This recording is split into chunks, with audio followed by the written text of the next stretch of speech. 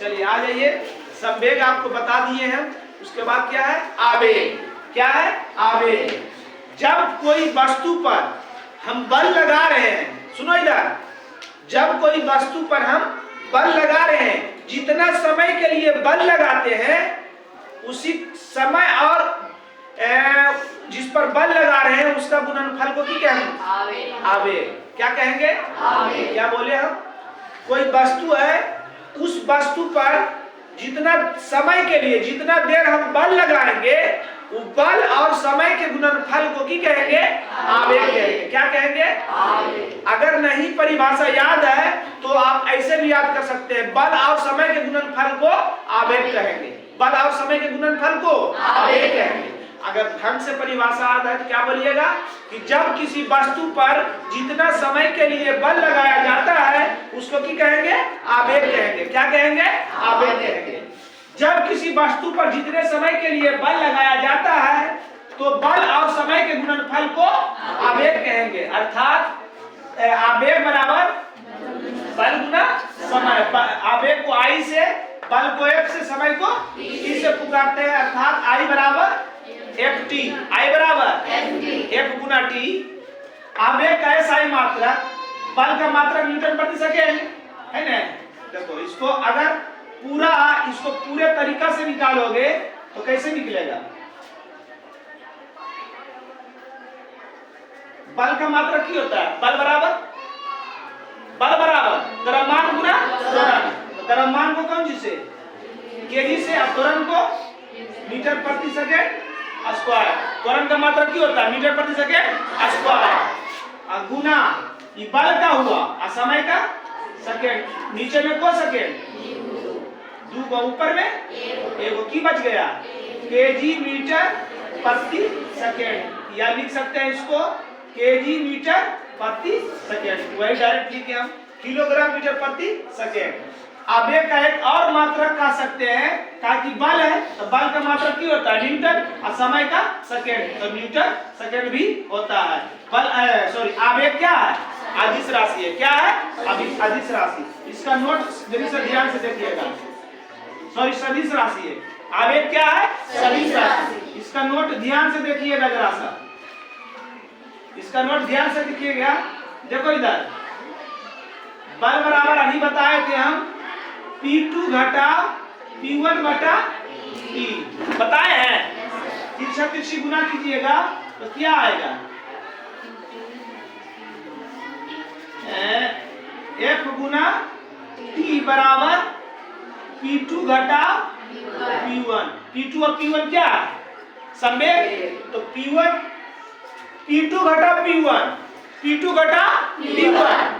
संवेग में परिवर्तन, जैसे V घटा U, वेग में परिवर्तन बराबर बटा T बराबर त्वरण होता था ना। तो P2 घटा P1 का मतलब क्या हुआ? संवेग में परिवर्तन। F गुना T किसका सूत्र है? आवेग का है। यहाँ लिख सकते हैं ना, I बराबर F2 घटा F1 लिख सकते हैं दोनों।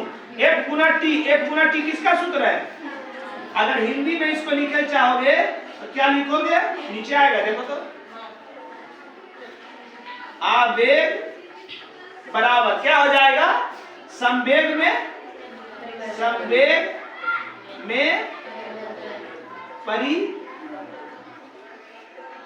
परिवर्तन। संवेग में परिवर्तन है। देख रहा है ने? पहले F बराबर संवेग में परिवर्तन बटा समय, तिरछी गुना किए तो F गुना T बराबर P2 घटा P1। F गुना T किसका सूत्र है? F गुना T किसका सूत्र है? आवेग के। तो आवेग बराबर की हो गया? संवेग में परिवर्तन। क्या हो गया? संवेग में परिवर्तन। मतलब ये कह सकते हैं कि संवेग में परिवर्तन की दर को की कहते हैं?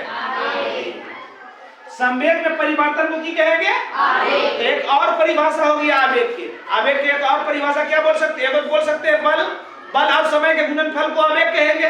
या जब किसी वस्तु पर जितना समय के लिए बल लगाया जाता है तो बल और समय के गुणनफल को आवेग कहेंगे। एक क्या कह सकते हैं? संवेग में परिवर्तन को की कहेंगे? संवेग में परिवर्तन को की कहेंगे? आवेग। है ना? यहाँ लिख सकते हैं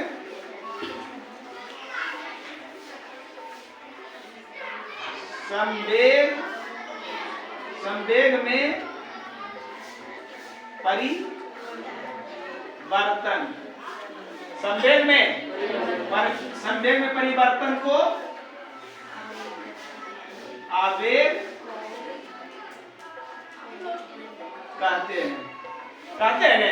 संवेग में परिवर्तन को संवेग में परिवर्तन बराबर आवेग है, तो इसका ही बराबर है, तो ये जो है इसके बराबर है, तो इसका मतलब इसका मान इसके बराबर होगा।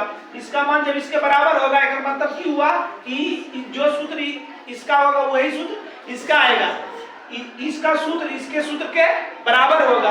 तो वही लिखे संवेग में परिवर्तन को की कहते हैं? आवेग कहते हैं। संवेग में परिवर्तन को की कहते हैं? आवेग। और क्या कह सकते हैं?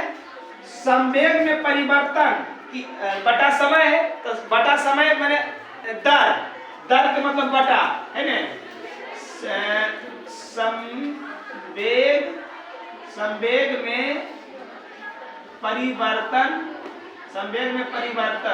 संवेग में परिवर्तन की दर संवेग में परिवर्तन की दर को बल कहते हैं। बल का एक परिभाषा फिर निकला, कौन सी? संवेग में परिवर्तन की दर को बल कहेंगे। कैसे? देखो, संवेग में है P2 घटा P1 क्या है? संवेग है, तो संवेग है। अब दर के मतलब कैसे दर से? तो 5 रुपये 6 रुपये होता है, तो वो सामान ले रहे हैं तो वहां पैसा के अति की है। यहाँ संवेग में परिवर्तन हो रहा, तो मतलब एक जगह से दूसरे जगह जा रहा, तो उसमें क्या लगेगा? पैसा लगेगा, समय लगेगा। एक जगह से दूसरे जगह जाकर क्या लगेगा? समय लगेगा। तो वही संवेग में परिवर्तन की दर को की कहते हैं? बल। ये किसके बराबर है? ये किसके बराबर है? बल के। तो बल का एक परिभाषा की निकला, संवेग में परिवर्तन की दर को बल कहते हैं। समझ गया? चलिए आगे देखिए।